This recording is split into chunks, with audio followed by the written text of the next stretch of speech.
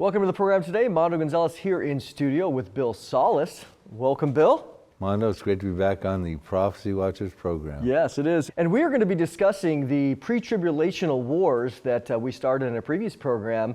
But before we do that, I want to remind everybody that we have a Israel trip coming up. And so we've been trying to make sure that everybody who watches has an opportunity to learn more about our trip. We are going in March of 2023. No vaccinations, no medical tests, anything required. Tourism is on the uptick in the land of Israel again, which is great. So if you want to learn more about that, you can go to visitisraeltoday.com. And also in March, we are having a prophecy summit in the city of Orlando. You can learn more about that on our website, prophecywatchers.com. But before we get started here, I want to give a little bit of a background to where we were in the previous program. And what we've been talking about is all these wars that happened prior to Ezekiel 38 and even prior to the tribulation period. So these are wars that we believe that the church could see, which gives great opportunity for us to be aware of so that we can share and evangelize. And so one of the things that we did, we were talking about if Israel goes and strikes the nuclear reactors in the place in southwestern Iran, which in ancient times was called Elam, that certainly Iran is going to respond. And so what Iran is going to do is they're going to respond through their proxies, through Hezbollah, through Hamas, through others, which is going to be a massive attack on Israel, which then Israel is going to feel in a place of desperation, and then possibly even nuking Damascus, which is Isaiah 17 prophecy, which then leads, Bill, if you can, describe a little bit about, so we have this situation with Iran getting attacked, them responding, Israel potentially taking out Damascus, and then leading to what you have described for a long time, the whole Psalm 83 confederation. Kind of give us some background to that. Right. I think that would be the catalyst when Israel takes out Damascus because they have to. It poses an existential threat. They take out an Arab city, and I think the other Arab cities around there, Beirut and Lebanon, Amman, Jordan, Cairo and Egypt, Mecca, Saudi Arabia, they'd be saying, well, we could be next. Israel has the potential to take out a capital city. We even quoted Jeremiah chapter 49, verse 2, about Amman, Jordan would be next to fall. So I think what happens is when they see Damascus get destroyed, and Israel, we point out in the DVD, actually comes under attack, and they don't withstand it that well. They have to respond to take out a city for their survival and self-defense. It says Jordan goes through an alarm of war in Amman, Jordan, and it becomes a desolate mound, and the children of Israel take possession of their inheritance. So we pointed out the Israeli Defense Forces exist in these prophecies. I think what happens is the Arab world says at that point, we need to come together. Jerusalem's under threat because now Israel can, they might start making claims, more and more claims on Jerusalem and the Temple Mount and that stuff. So Jerusalem comes into play. We got to talk about that potential role as part of the mix within Psalm 83. But I think Psalm 83 happens, which is an ancient prophecy written 3,000 years ago by Asaph, who was a prophet, we're told in 2 Chronicles 29, verse 30. And he talks about an Arab confederacy that shares common borders with Israel, that comes against Israel to destroy the nation of Israel. They form a crafty, devious plan, Psalm 83, verses 1 through 5, to cut the nation of Israel off, that the name of Israel be remembered no more. And they form a confederacy against thee, it says. And then he goes ahead and lists who they are by their ancient names. And that turns out to be the Arab countries that surround Israel. And I think that could be the big mother Middle East war leading into Ezekiel 38, where we have the other prophecy that happens. We did a DVD on that too that we can offer to the people. Yeah. But I think that's how we go from Iran getting hit, the proxies coming after Israel, Israel taking out some major Arab cities, and a major Arab-Israeli war, which ends the Arab-Israeli conflict, is Israel wins that war. Yeah.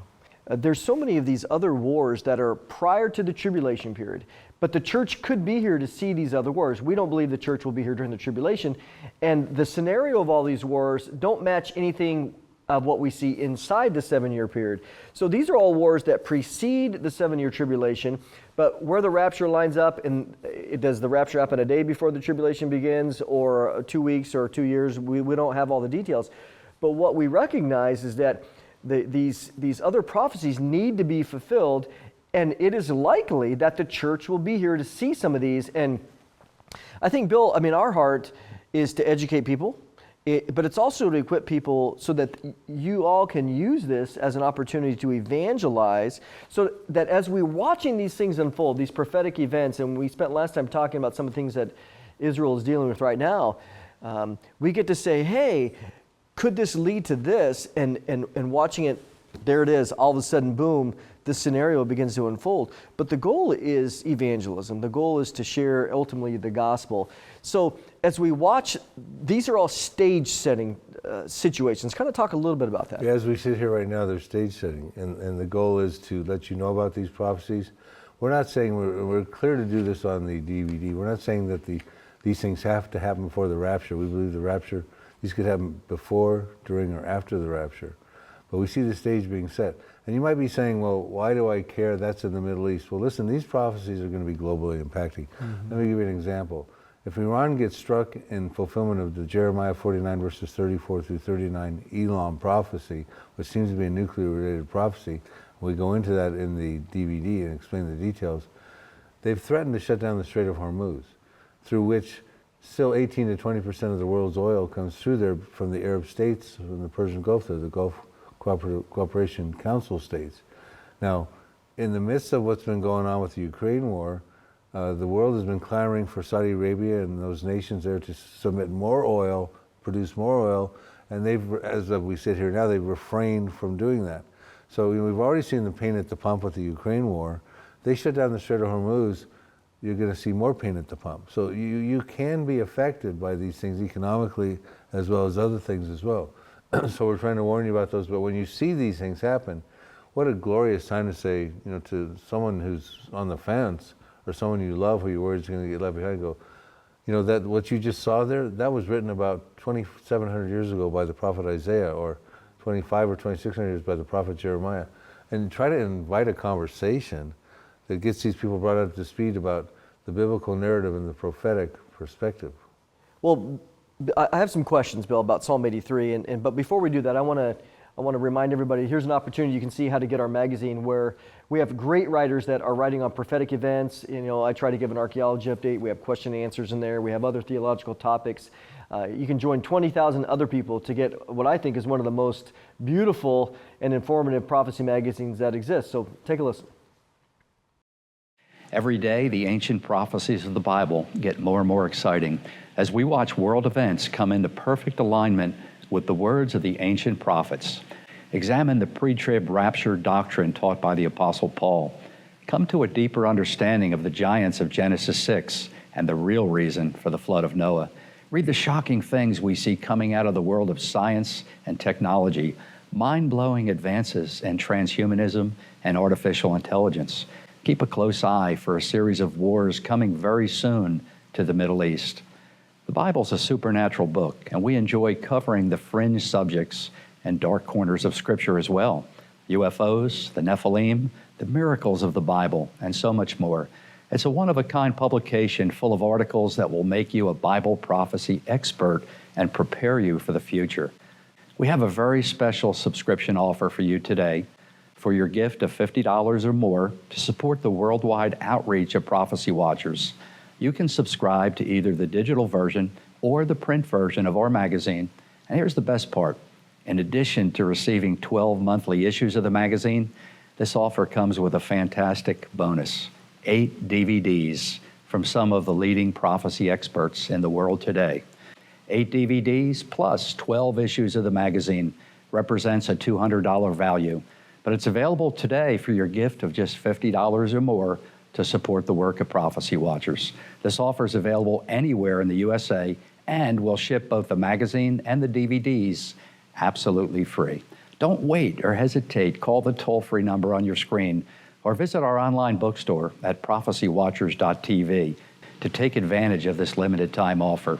Looking at the future through the lens of Bible prophecy is the entire focus of this ministry. We're motivated like never before by our desire to tell the world that Jesus is the only answer for these troubling times. And we do believe that He's coming back very soon, just as He promised. Partner with us today.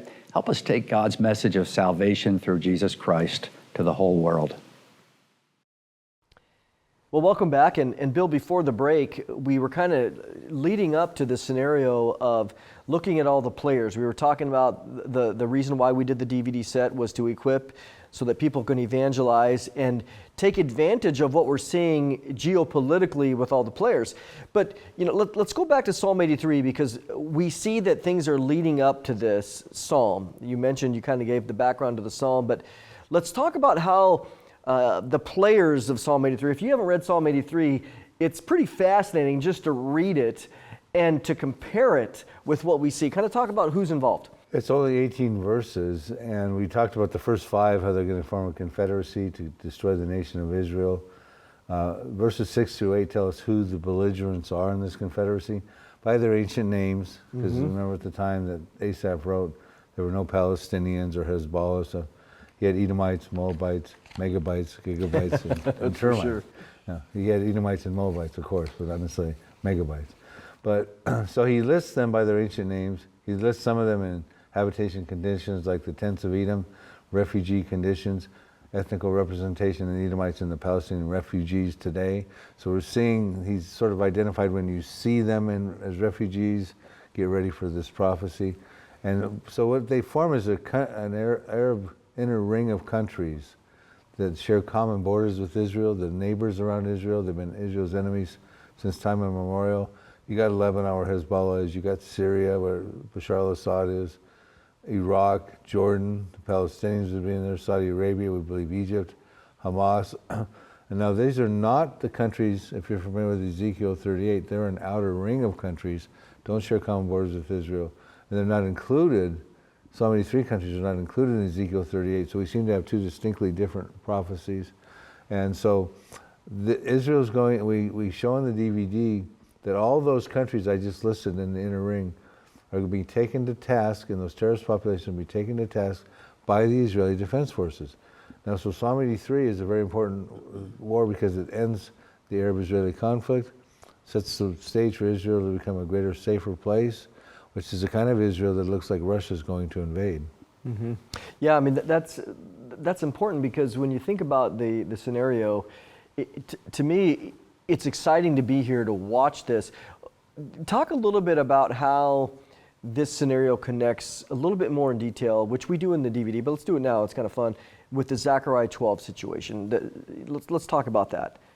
Absolutely. Okay, so let's look at Zechariah 12. We'll look at verse 2 for instance. Okay, we can't take Jerusalem out of this equation because according to Islam, it's the 3rd holiest site in Islam. Even though it's not mentioned once in the Quran. Not mentioned once. It's mentioned by 70 different names in the Bible, over 1,000 verses, but not once in the Quran. But it's their 3rd holiest site, and they have control presently through Jordan, through the WAC, WAQF Antiquity Society, over the Temple Mount. And it says at some point, Jerusalem becomes a cup of trembling or dizziness to all the people round about when they try to lay siege both against Judah and against Jerusalem, Zechariah 12:2. So there's going to come a point in time where Jerusalem's going to be heavily contested, and it's going to, as they try to lay siege on Judah and Jerusalem, it's going to be like intoxicating to them, a cup of drunkenness to them. They're being warned not to do that, not to lay a siege on that. Now, it's interesting that Jerusalem, when Mahmoud Abbas in December 2012, the leader of the Palestinian Authority, he went to the United Nations and tried to get non-member state observer status, which the Vatican has, and he achieved it.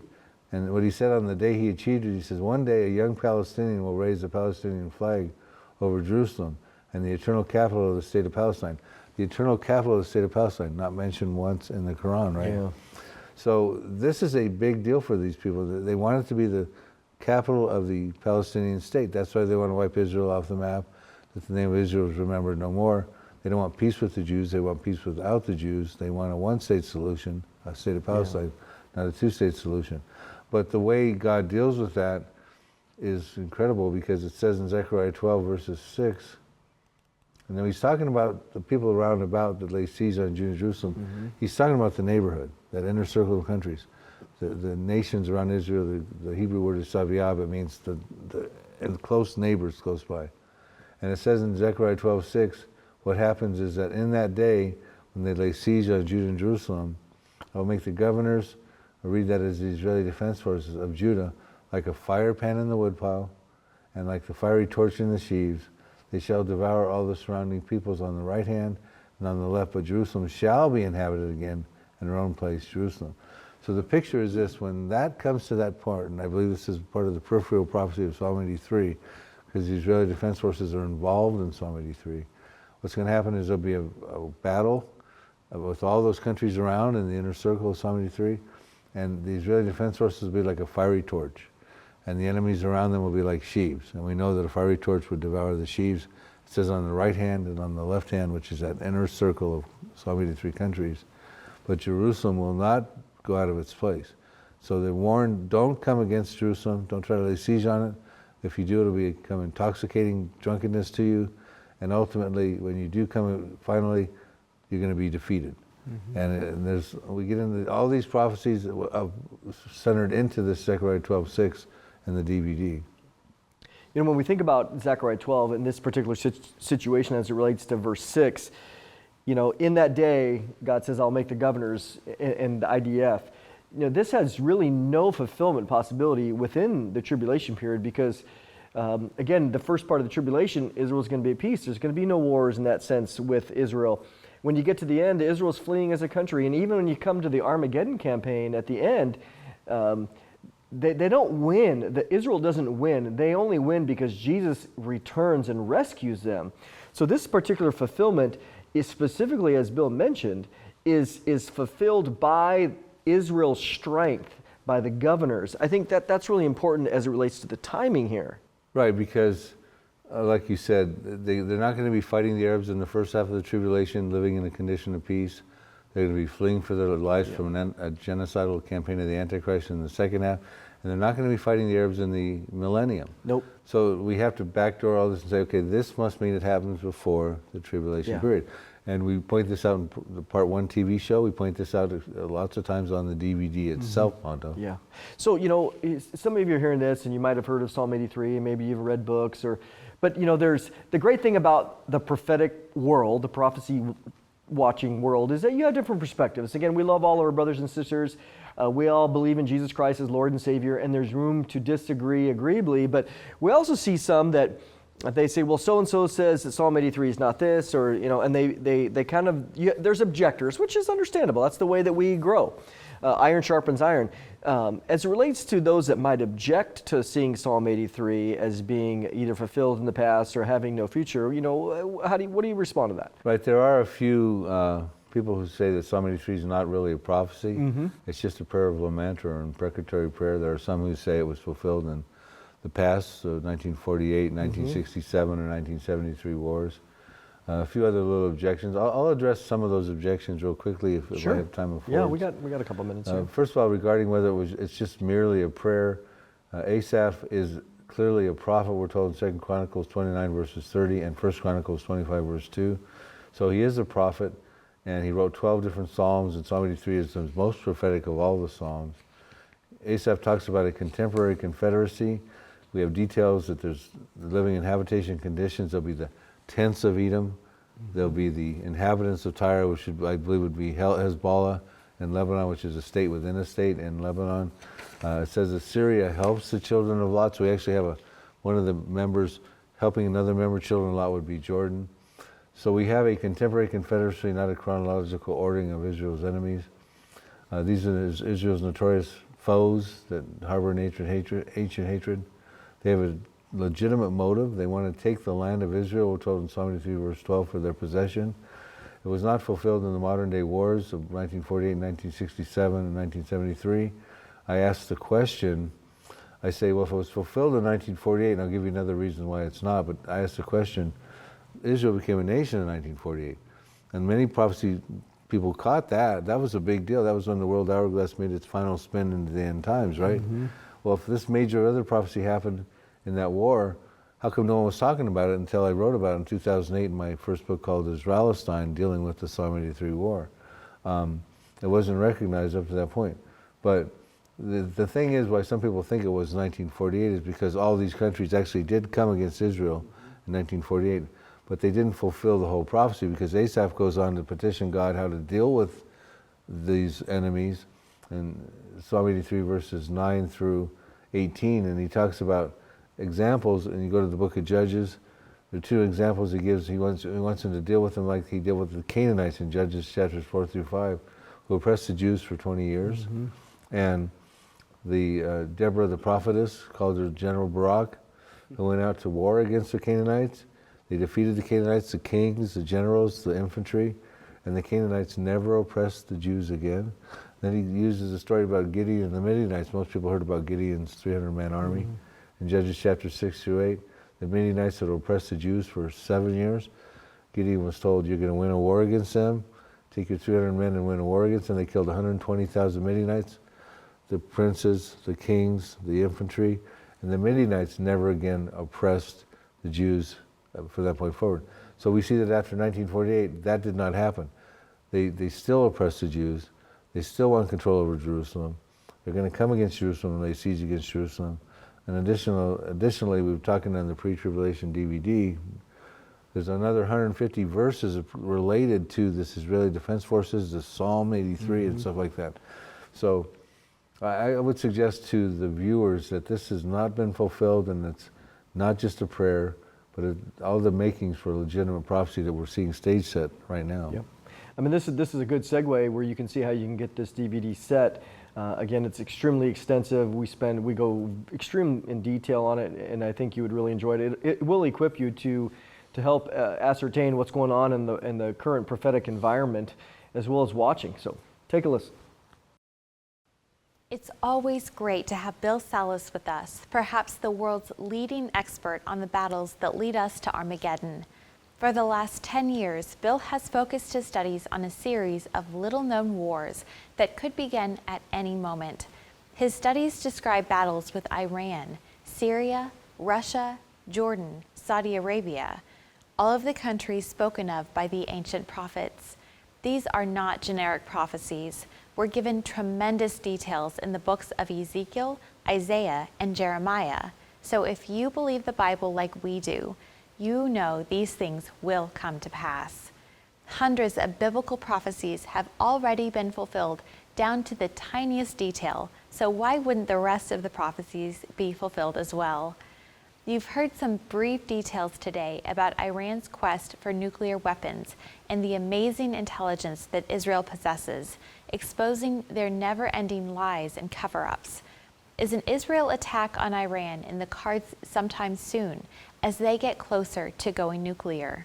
Does the military buildup and the massive amount of weapons pointed directly at Israel shock you? What other nation has to endure these types of threats on their populations? And where is the world's outrage? When Bill and Mondo sat down to examine these subjects, they had no idea it would turn into a 4-hour conversation, but they decided to review every prophecy related to this series of end-time wars in hopes of establishing a clear biblical timeline. I guarantee you, no one has ever gone to this length to examine all the evidence. Their new DVD, The Road to Armageddon, The Pre-Tribulational Wars, is available on 4 hour-long DVDs for your gift of $25 or more to help support the work here at Prophecy Watchers.